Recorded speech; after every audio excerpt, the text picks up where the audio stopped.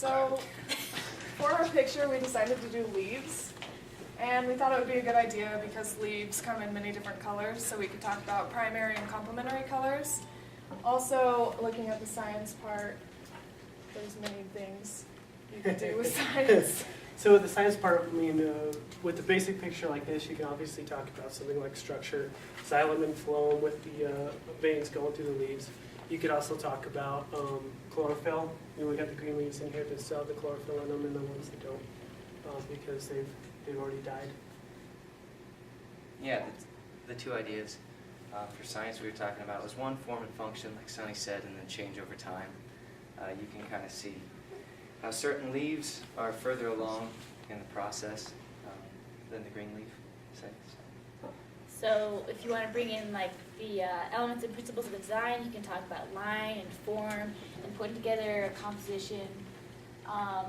With this, we had a bigger leaf picture and had to kind of cut it down so that to create an interesting composition. So as the color moves, it creates movement as well. So I think as for the science people and the art people working together, there was a lot of benefits both for us as future teachers as well as it would be for students.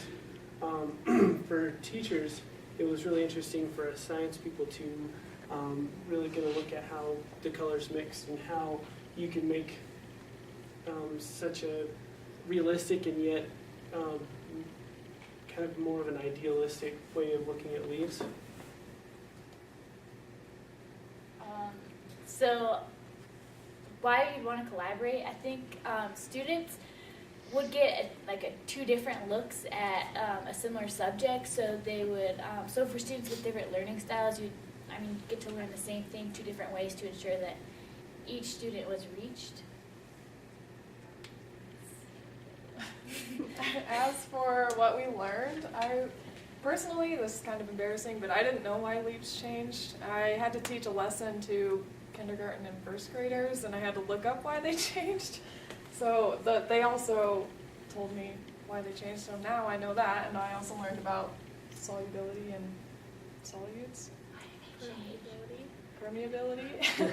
And they changed because the chlorophyll dies, right? And it reflects, green is the only color that they don't use or something. So they reflect it, and then when it starts to die, all the colors come out. So basically, the orange and yellow is the actual color of the leaf, so that comes through when all the chlorophyll that reflects the green dies.